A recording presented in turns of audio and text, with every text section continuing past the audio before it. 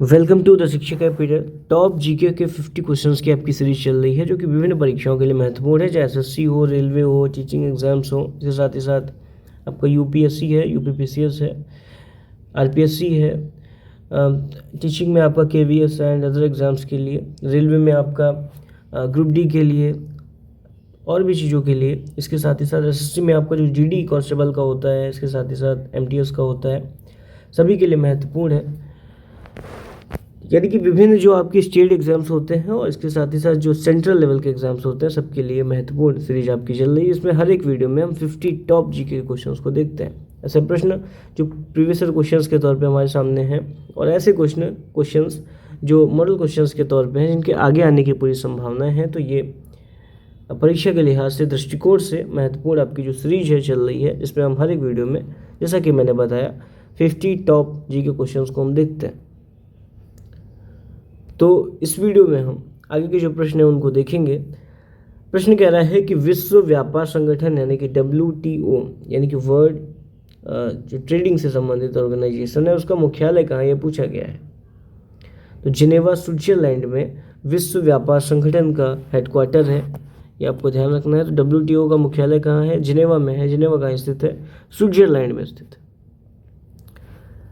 अगला प्रश्न कह रहा है कि भारत का सबसे बड़ा बंदरगाह कौन सा है। तो मुंबई जो है, वहाँ पे भारत का सबसे बड़ा बंदरगाह स्थित है, ये आपको ध्यान रखना है। मुंबई में भारत का सबसे बड़ा बंदरगाह स्थित है। अगला प्रश्न कह रहा है कि लाल बहादुर शास्त्री की समाधि का नाम क्या है।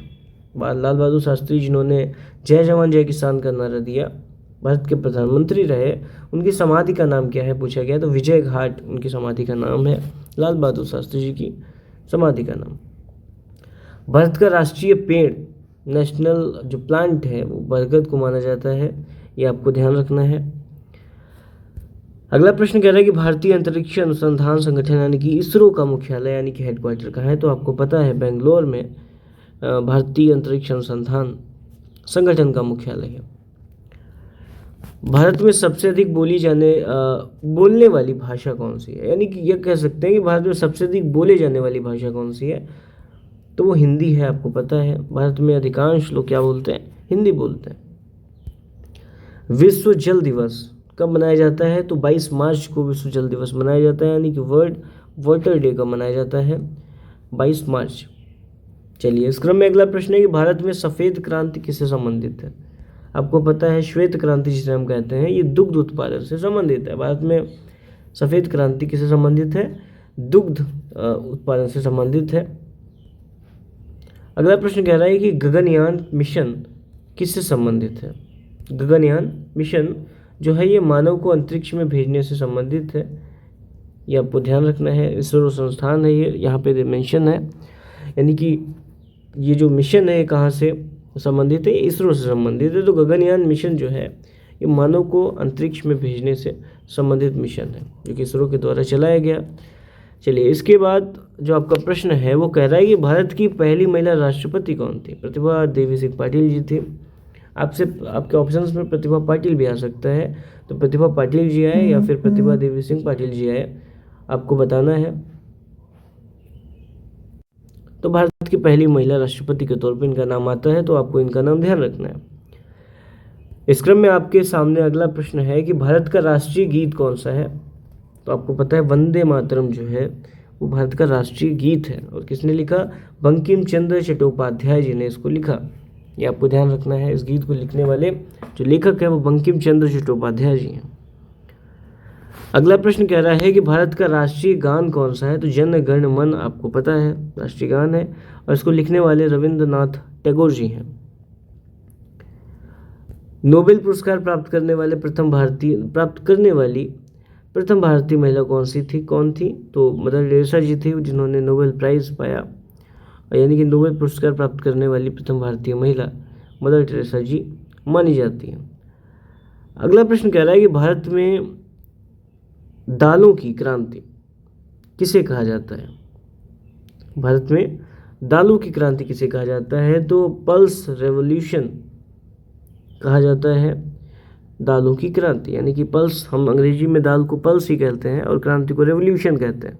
तो उसमें कुछ नहीं है, बस ट्रांसलेशन है। भारत में दालों की क्रांति किसे कहा जाता है, तो पल्स रेवोल्यूशन को कहा जाता है।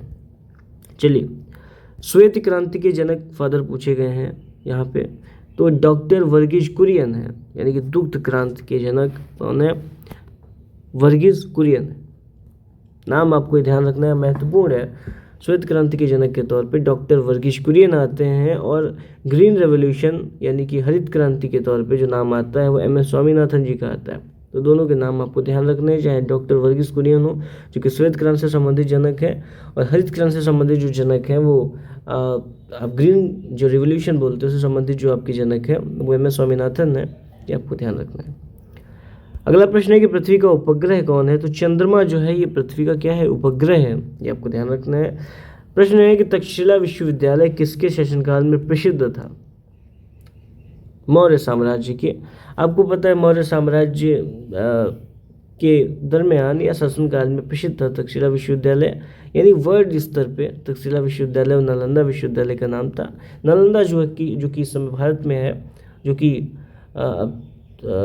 जब डिवीज़न नहीं हुआ था इंडिया और पाकिस्तान का, तो आपको पता है जो तक्षशिला विश्वविद्यालय है वो अब पाकिस्तान में पड़ता है।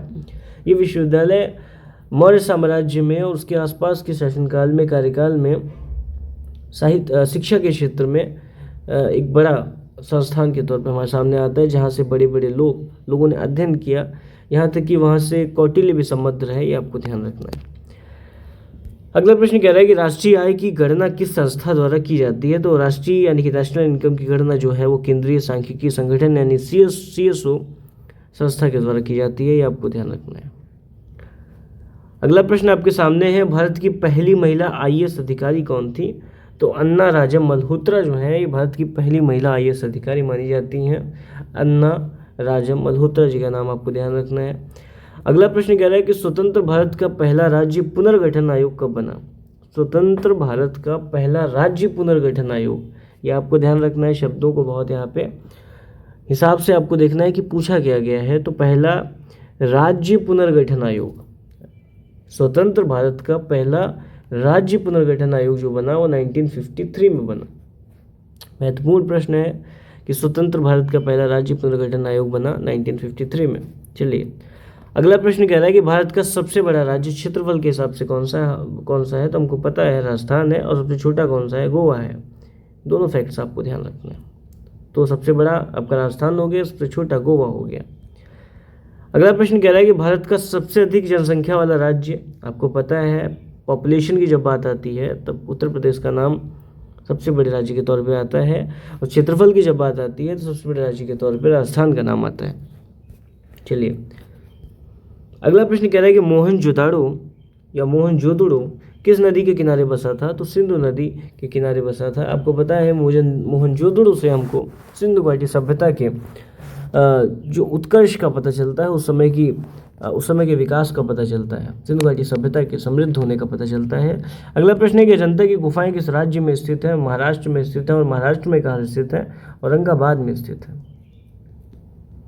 ठीक है, तो अजंता की गुफाएं किस राज्य में स्थित है, महाराष्ट्र में स्थित है। एलोरा की गुफाएं किस राज्य में स्थित है, महाराष्ट्र में स्थित है। दोनों ही गुफाएं जो कि पॉपुलर हैं, अजंता और एलोरा, महाराष्ट्र में स्थित है।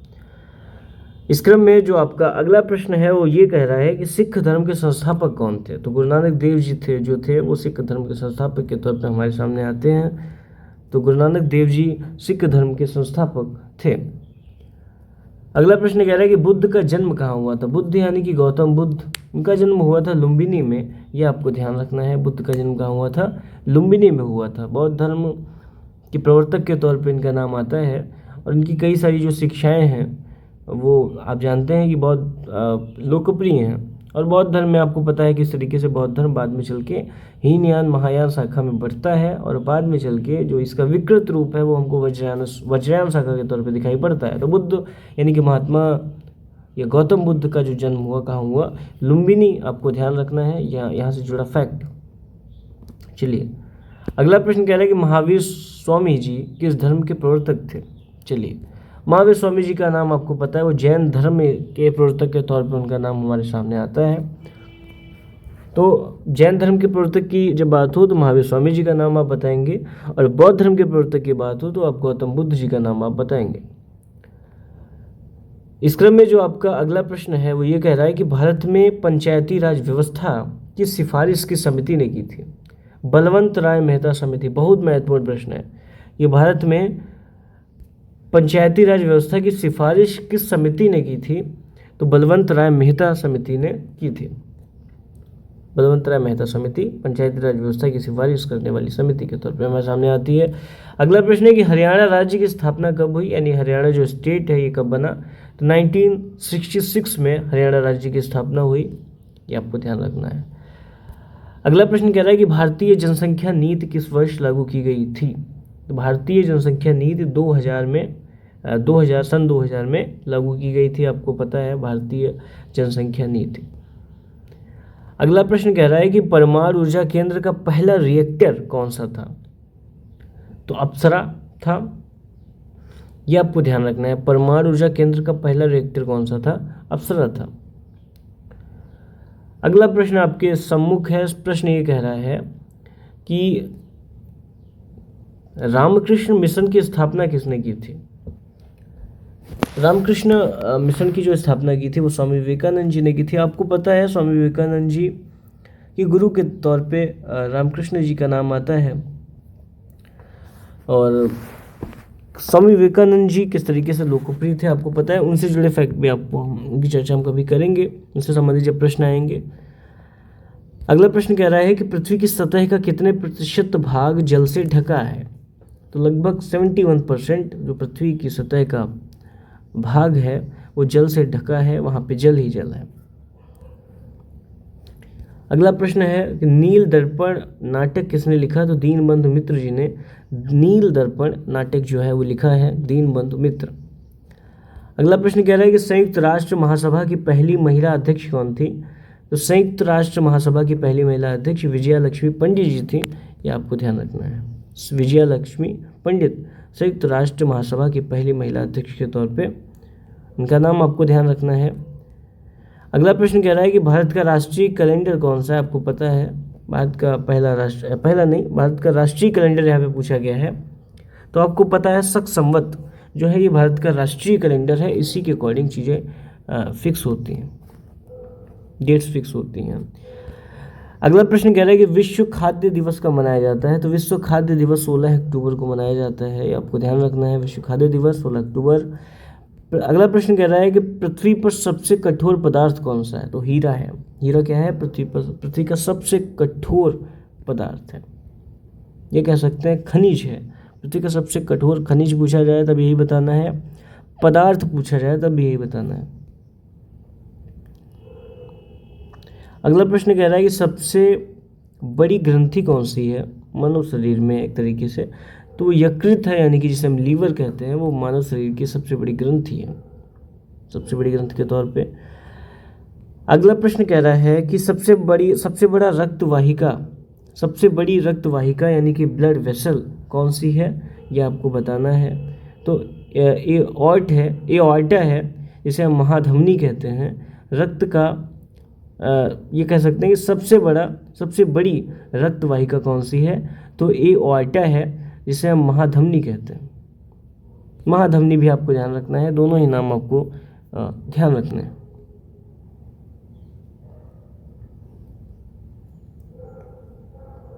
अगला प्रश्न कह रहा है कि पंचवर्षीय योजना का शुभारंभ किस वर्ष हुआ? तो 1951 में हुआ, आपको पता है। पंचवर्षीय योजना का शुभारंभ कब हुआ? 1951 को हुआ। अगला प्रश्न कह रहा है कि योजना आयोग को किससे बदला गया?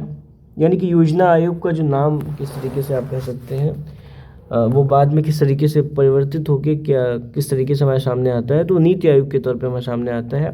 योजना आयोग को किससे बदला गया? नीति आयोग से बदला गया 2015 से संबंधित जो वर्ष है ये भी आपको ध्यान रखना है। सुभाष चंद्र बोस की मृत्यु कब हुई थी? ये प्रश्न है आपके सामने। 1945 में सुभाष चंद्र बोस जी की मृत्यु मानी जाती है, तो ये आपको वर्ष ध्यान रखना है। सुभाष चंद्र बोस जी की मृत्यु 1945, आपको ये वर्ष जो है वो ध्यान रखना है। भारत का राष्ट्रीय खेल दिवस कब मनाया जाता है? भारत का राष्ट्रीय खेल दिवस 29 अगस्त को मनाया जाता है, उस दिन हम लोग ध्यानचंद जयंती मनाते हैं। ध्यानचंद जयंती क्यों मनाते हैं? इसलिए मनाते हैं क्योंकि भारत का राष्ट्रीय खेल क्या है? भारत का राष्ट्रीय खेल हॉकी है। और ध्यानचंद जी का जो नाम है वो किस खेल से संबंधित है? हॉकी से संबंधित है, क्योंकि हॉकी को एक मुकाम दिलाने में ध्यानचंद जी का बड़ा नाम रहा। उस खेल में वो पारंगत थे, इसीलिए भारत का राष्ट्रीय खेल दिवस जो मनाया जाता है वो 29 अगस्त को मनाया जाता है। उस दिन को हम ध्यानचंद जयंती कहते हैं। उस दिन उनका जन्म हुआ था, उसी उनके जन्म दिवस पर ही हम भारतीय राष्ट्रीय खेल दिवस मनाते हैं।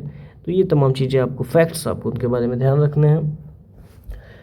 तो इस क्रम में जो अगला प्रश्न है वो कह रहा है कि भारतीय संसद में राज्यसभा की अधिकतम सीटें कितनी हैं? तो भारतीय संसद में राज्यसभा की जो अधिकतम सीटें हैं वो 250 हैं, यानी कि 250 हैं।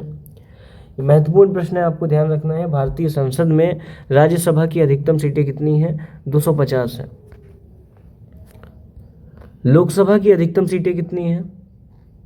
552 हैं। ये तमाम चीज़ें सीट्स आपको ध्यान रखनी है, परीक्षा में प्रश्न आपके सीधे बनते हैं। तो भारतीय संसद में राज्यसभा की अधिकतम सीट 250, लोकसभा की अधिकतम सीट आपकी जो तो अगला प्रश्न है वो 552 है। अगला प्रश्न कह रहा है कि वर्तमान में लोकसभा की कुल सीटें कितनी हैं? तो 543 हैं, ये आपको ध्यान रखना है।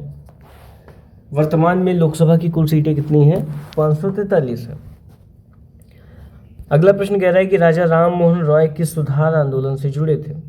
ब्रह्म समाज आंदोलन से जुड़े थे। राजा राम मोहन राय का एक जो नाम आता है वो कहीं ना कहीं रूढ़िवादिता के विरोध में उनके कई सारे काम है वो निकल के आते हैं। तो राजा राम मोहन राय किस सुधार आंदोलन से जुड़े थे? तो ब्रह्म समाज आंदोलन से जुड़े थे। अगला प्रश्न कह रहा है कि भारत में बौद्ध धर्म का ह्रास किस कारण हुआ? यानी कि भारत में जो बौद्ध धर्म है वो डिक्लाइन क्यों हुआ, ये पूछा गया है। तो हिंदू धर्म के पुनर्जागरण और मुस्लिम आक्रमणों के कारण क्या हुआ? बौद्ध धर्म का पतन हुआ, कह सकते हैं हम लोग कि हिंदू धर्म के पुनर्जागरण और मुस्लिम आक्रमण के कारण भारत में बौद्ध धर्म का पतन हुआ या ह्रास हुआ। अगला प्रश्न कह रहा है कि भारत कोकिला किसे कहा जाता है? तो सरोजिनी नायडू को भारत कोकिला कहा जाता है। तो इस वीडियो में हमने 50 टॉप जीके के क्वेश्चंस को देखा। ये सीरीज आपकी इससे पहले हमने कई सारे क्वेश्चंस को देखा है। तो इस प्रीवियस वीडियोस का लिंक आपको इस वीडियो की डिस्क्रिप्शन में एज अ प्लेलिस्ट मिल जाएगा। फिर मिलते हैं अगली वीडियो में, तब तक के लिए जय हिंद।